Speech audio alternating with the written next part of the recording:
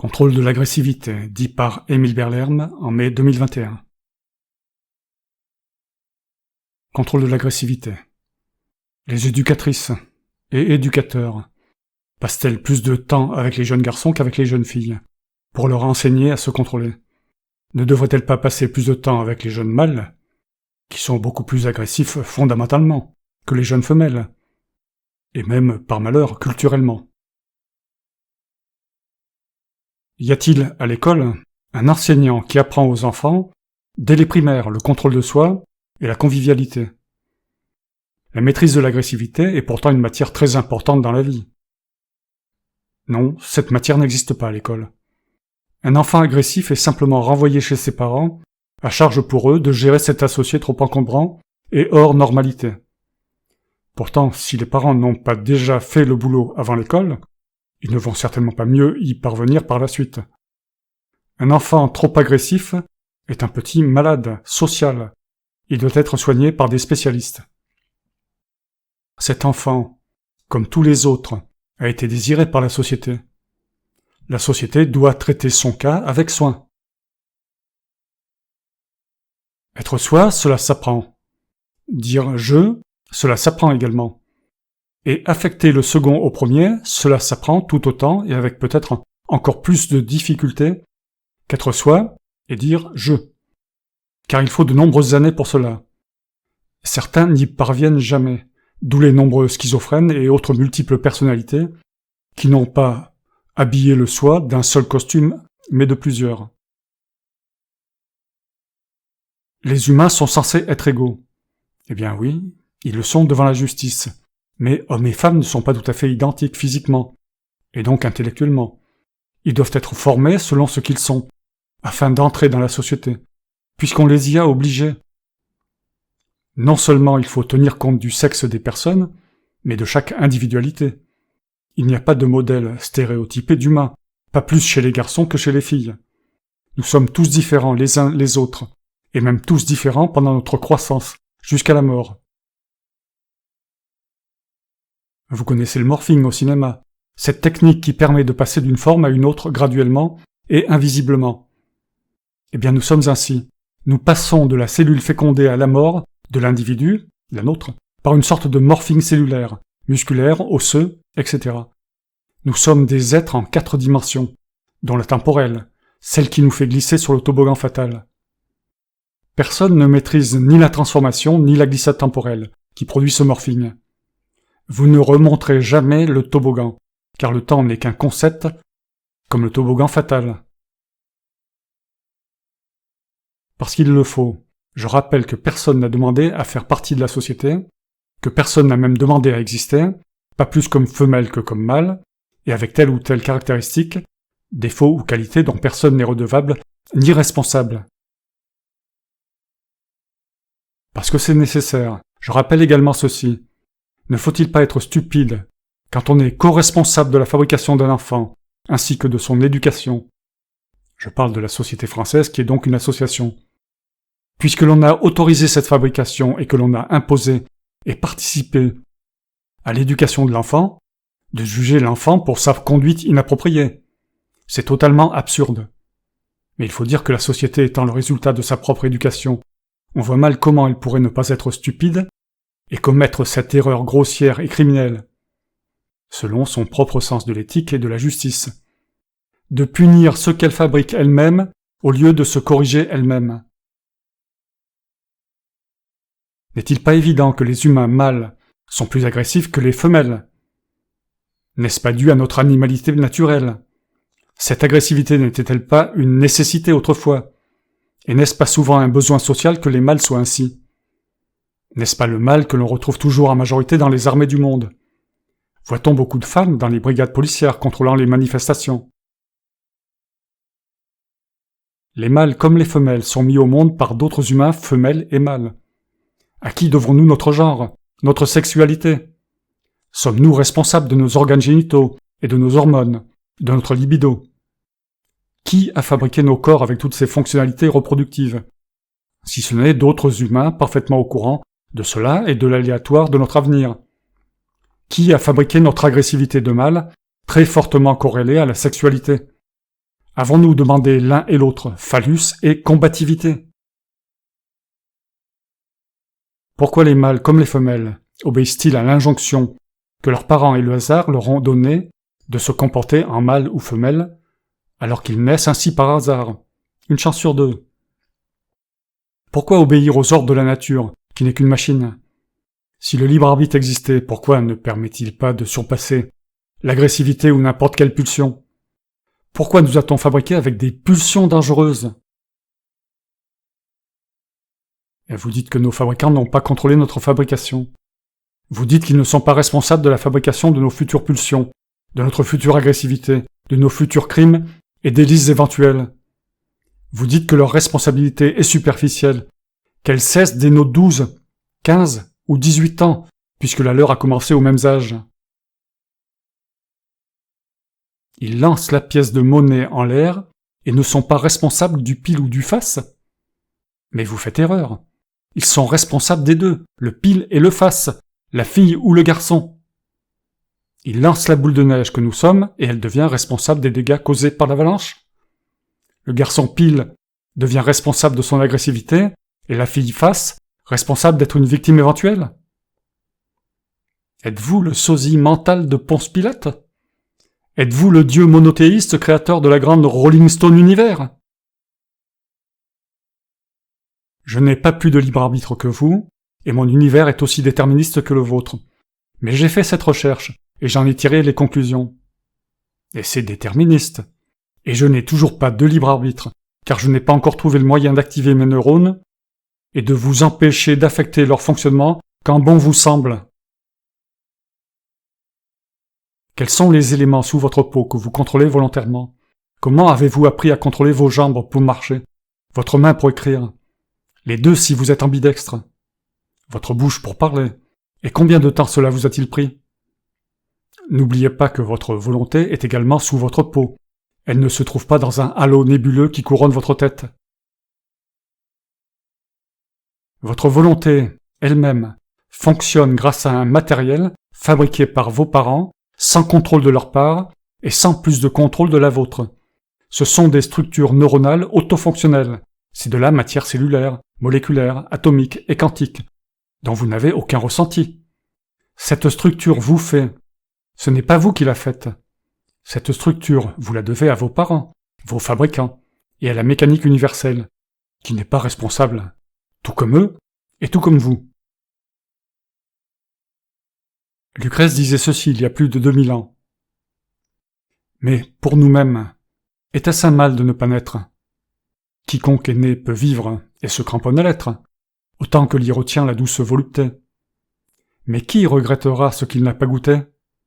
Et qu'importe à qui n'est entré dans aucun nombre, n'ayant pas vu le jour, d'être resté dans l'ombre? J'ajoute, quiconque est né vit selon ce qu'il est, et agira selon sa compréhension dans le monde et les conditions qui lui sont imposées comme n'importe quel animal-machine. Et est-ce la douce volupté qui régit la vie du handicapé, ou de l'être qui souffre d'exister? Pourquoi Lucrèce ne culpabilise-t-il pas ses parents? Est-ce un oubli, un tabou, la crainte, l'amour, l'acceptation docile? Le savoir permet la rétroaction. Quand il est correctement implanté, cela fonctionne. L'univers est déterministe. Vous aussi, puisque vous en êtes un élément. Le déterminisme ne change rien aux possibilités d'éducation. Nous éduquons avec ce même déterminisme. L'ordinateur est une machine. Il agit et réagit en fonction de ses fonctionnalités et de ses connaissances, et il est de cet univers déterministe. Il fonctionne tout comme nous qui agissons et réagissons sensiblement de la même manière. Nous apprenons à l'IA à apprendre, comme nous apprenons à l'enfant à apprendre. Mais ni l'un ni l'autre n'est et ne devient responsable. L'enfant est une intelligence calquée sur la nôtre, il est fabriqué comme une IA, mais sans contrôle de fabrication et sans savoir comment correctement l'éduquer. Votre enfant est votre IA, une intelligence copiée sur la vôtre. La fonction de contrôle de l'agressivité est beaucoup plus complexe à apprendre que les fonctions arithmétiques, d'addition ou de multiplication. Et pourtant, combien de temps passent nos éducatrices ou éducateurs à enseigner l'arithmétique en comparaison du temps passé pour enseigner la fonction de contrôle de la violence, pourtant innée? Enseignent-elles cette dernière méthodiquement, et comment s'y prennent-elles? S'il est facile de vérifier que la fonction arithmétique de multiplication a été à peu près correctement implantée dans le cerveau des enfants, par contre, comment le faire avec la fonction de contrôle de l'agressivité? Quelqu'un le sait-il? Si vous ne parvenez pas à vous contrôler, à contrôler vos émotions, à contrôler vos paroles, demandez-vous si le constructeur de votre corps et de vos fonctions mentales n'a pas fait une erreur de fabrication ou d'éducation. Allez trouver vos parents et posez-leur la question de la situation de cette fonction mentale dans votre système nerveux. Allez également voir vos éducateurs sociaux, instituts et profs, et demandez-leur comment ils ont inscrit cette fonction essentielle pour les rapports sociaux dans votre mentalité. D'ailleurs, pourquoi avez-vous besoin de rapports sociaux, si ce n'est parce que cela vous a été imposé, ainsi que les règles? Si je suis l'arbitre de mes actes, qu'est-ce qui contrôle l'arbitre? Qui a fabriqué l'arbitre et le contrôleur de l'arbitre? Pourquoi y aurait-il besoin d'un contrôleur de l'arbitre? Mais si le contrôleur n'est pas nécessaire, comment l'arbitre fabriqué par nos géniteurs peut-il être responsable des actes qu'il contrôle, actes eux-mêmes induits par le monde environnant? L'arbitre peut-il être libre ou le devenir, alors qu'il ne s'est pas initié lui-même, et qu'il se développe dans un monde qu'il n'a pas choisi, un monde qu'il subit?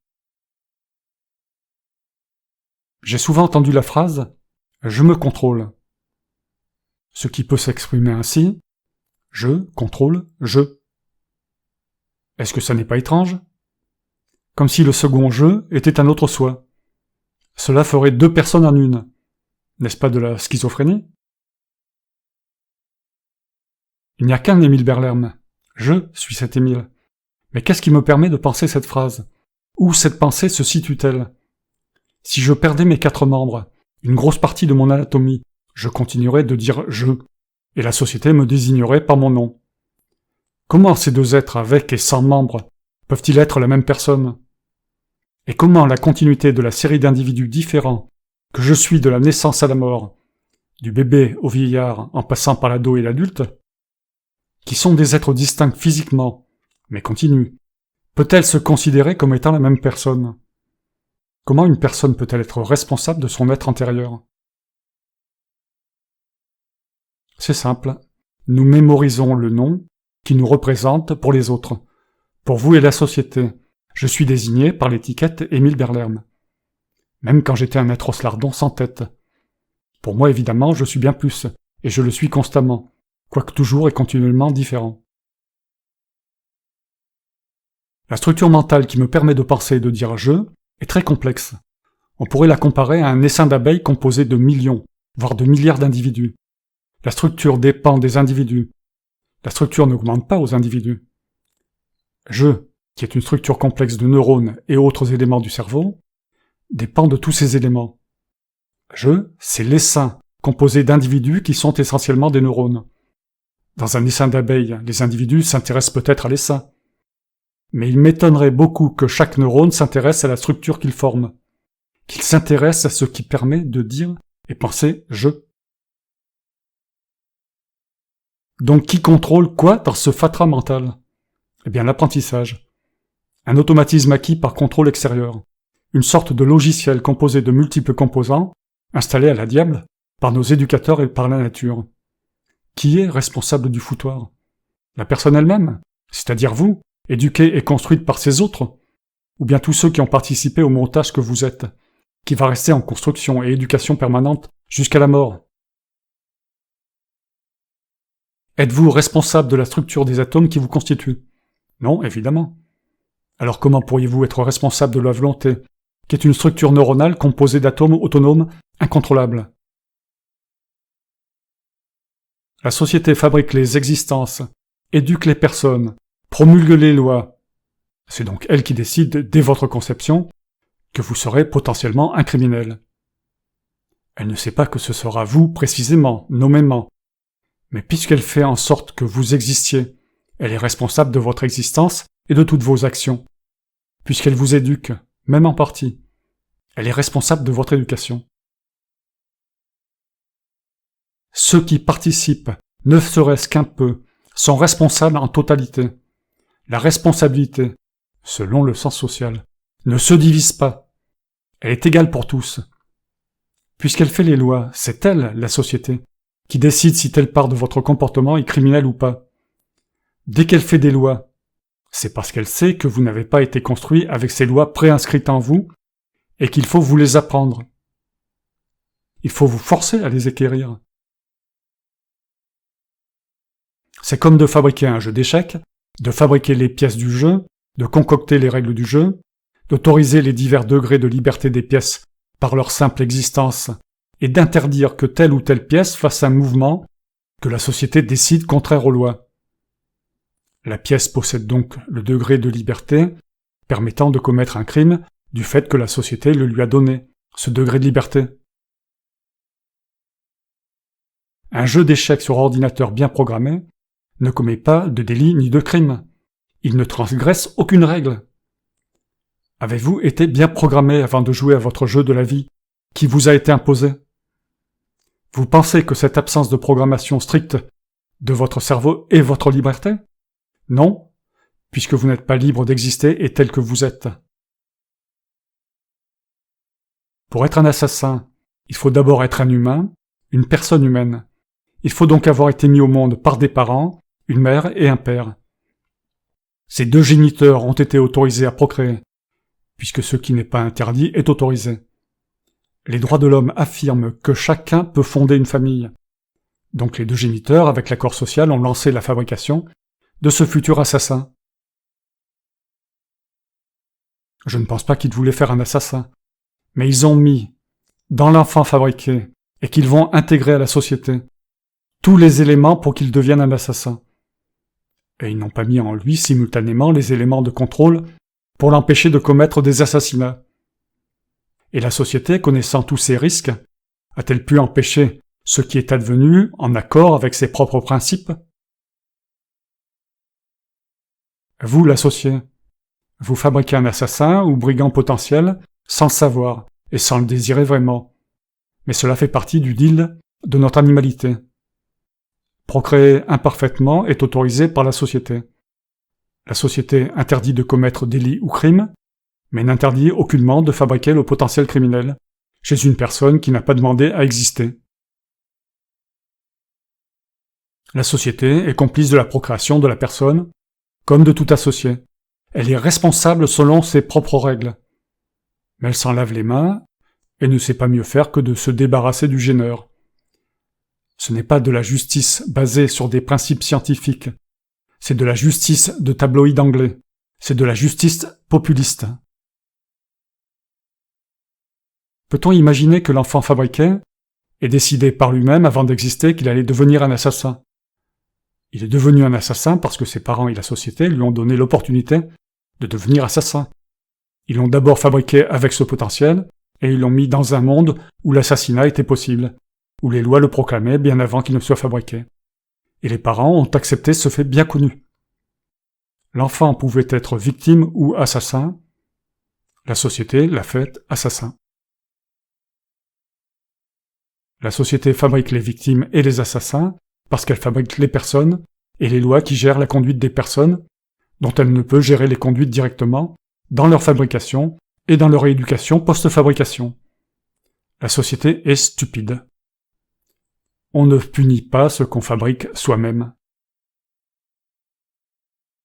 Il n'y a qu'un type de violence, mais elle peut être engendrée sous deux formes de comportement, la violence idéologique et la folie passagère ou générale. Toutes les violences sont inhérentes à l'être humain, l'animal humain. L'être humain est naturellement agressif. Il l'est toujours contre la nature et lui-même, car il a simplement le pouvoir de le faire. La nature l'a doté de cette énergie. Il a toujours été agressif contre les autres êtres humains, ceux qui ne sont pas de sa tribu proche, ou dans son propre camp, pour prendre la place du chef. C'est une constance. Les personnes agressives ont besoin de raisons pour passer à l'acte. Ce sont des gens qui sont comme des volcans au bord de l'éruption, et qu'à rien suffit pour projeter leur violence sur autrui. Qui a fabriqué le volcan et le potentiel explosif? Quand on aborde un chat sauvage, on le fait avec prudence. Il a des griffes, il est agressif et violent. Il tient à sa liberté, il va se défendre. Nous le savons. Et nous savons également qu'il est innocent des futurs coups de griffe dont il va nous lacérer les bras, ainsi que des dégâts qu'il a commis dans le magasin qu'il vient d'envahir. Mais ce n'est qu'un chat, il faut le capturer. Il n'a pas son mot à dire. Si vous voulez contrôler l'agressivité des humains, il faut commencer par réduire l'entropie, c'est-à-dire le nombre d'humains, et surtout sa densité. L'humain est comme un gaz. Si vous le comprimez, il s'agite et s'échauffe. Nos villes et nos nations sont des bouilloires. La surface de la planète elle-même s'échauffe. Nous sommes en état de surfusion. Il faut également connaître l'humain pour l'éduquer correctement. Mais peut-être aussi faudrait-il mieux le construire, et éviter les défectuosités. Je n'aurais pas apprécié d'avoir été fabriqué avec des membres ou organes en moins, et une souffrance permanente. C'est déjà assez pénible comme ça. C'est déjà assez pénible de n'être maître de rien, ce qui est le lot de tous, et de le savoir, ce qui est le cas de peu. Ne pas s'emmerder soi-même, sans emmerder les autres. Car si vous emmerdez les autres, ils vous le rendront, et vous vous emmerderez. Principe de base. Ne pas initier le cycle des emmerdements, ou briser le cercle judicieusement.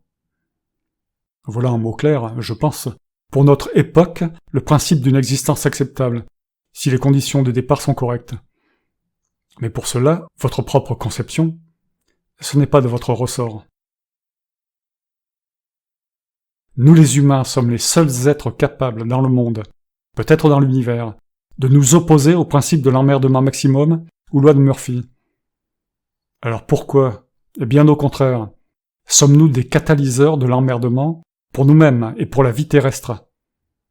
Nous sommes des barbares destructeurs. Fin, Émile Berlerme.